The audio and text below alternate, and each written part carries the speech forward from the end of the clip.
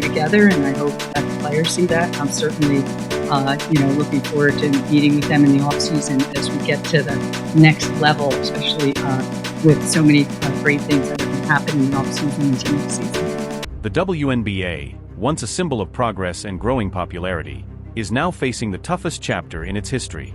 What was once a league full of promise has slipped into an unexpected crisis. Viewership has fallen to levels that have executives losing sleep. Games that once attracted hundreds of thousands of fans now struggle to break 5 figures. Championship matchups that should pull in millions barely register on the Nielsen ratings. Arenas that used to echo with cheers now sit half empty, their silence serving as a painful reminder of what's been lost. The numbers don't lie. Week-over-week viewership has dropped at a rate that would alarm any entertainment business. Merchandise sales have fallen by nearly 60%, and social media engagement, once the league's bright spot, has collapsed to levels not seen since the early 2010s.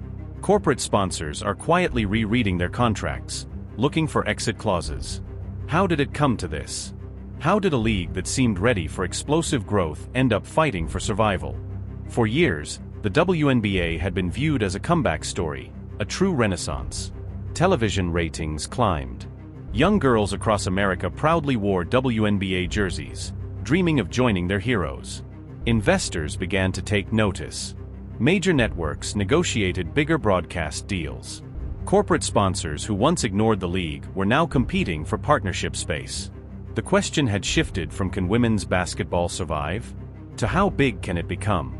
Star players were becoming household names.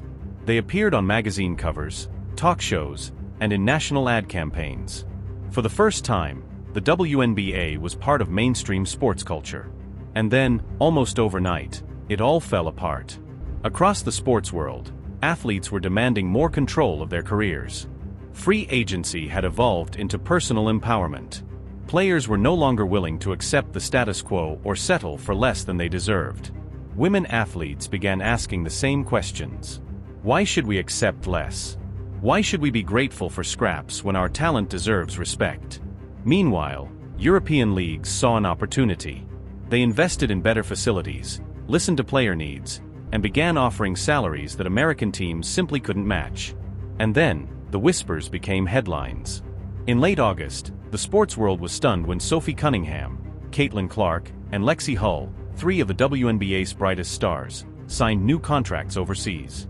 The news came quietly, through a simple press release from a European agency, but it hit like an earthquake. The WNBA was in the middle of its playoff race when the announcement dropped. Instead of celebration, the league found itself in damage control mode. Within minutes, the story exploded online. Within an hour, it was trending worldwide. Within 2 hours, ESPN had an emergency panel on air. Within 24 hours, every major outlet had published its own analysis. Fans were stunned. These weren't just players. They were the faces of the WNBA's revival. Sophie's energy and power, Caitlin's record-breaking three-point shooting, and Lexie's defense and leadership had fueled the league's recent success. They were in commercials, on magazine covers, and featured in national campaigns. They represented everything the WNBA was trying to be. And suddenly, they were gone. Fans flooded forums and radio shows with disbelief and anger. Season ticket holders demanded answers. Parents struggled to explain to their daughters why their heroes had left. It felt like betrayal, as if the dream that women's basketball had fought so hard to build had vanished overnight. Soon after, all 3 players gave interviews that revealed what had really been happening behind the scenes. Sophie Cunningham spoke first. "I love the WNBA," she said, "but I can't ignore reality. I'm one of the best players in the world, and I was making less than a first-year teacher. That's not sustainable." She explained how even top players had to work off-season jobs and live modestly despite selling out arenas. Caitlin Clark followed with her own revelation. She described visiting her new team in Spain. "They treated me like a professional, personal trainers, nutritionists, sports psychologists, real housing. It felt like what being an elite athlete should feel like," she said. "When people say I'm abandoning the WNBA, I ask, what about the league abandoning us?" Then came Lexie Hull, her voice emotional but firm. "I might have 5, maybe 10 years left at this level," she said. I can't sacrifice my family's future for loyalty to a league that hasn't been loyal to me." Their words struck a nerve. They weren't just leaving, they were exposing the system. Other players began to speak out, confirming that frustration had been building for 2 years, maybe longer. Negotiations had grown tense. Agents had already been testing the waters overseas.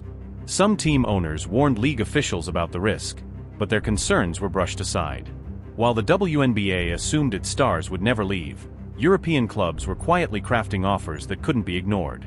And when the contracts finally leaked, the difference was staggering. The WNBA's maximum salary sat around $250,000, with an average near $130,000. By comparison, Sophie's new deal in Spain was worth $2.5 million per year. Caitlin's contract in Turkey, $3 million annually. Lexie's Italian deal, nearly $1.8 million per season. Each came with signing bonuses, luxury housing, private travel, and top-tier medical and training support. The gap was impossible to ignore, not just a pay raise, but the difference between financial struggle and lifelong security. Behind closed doors, the 3 players had made a pact. If they all left together, it would prove the problem wasn't about one player, it was about the entire system. They coordinated their announcements and stood united. And when they did, they changed women's basketball forever.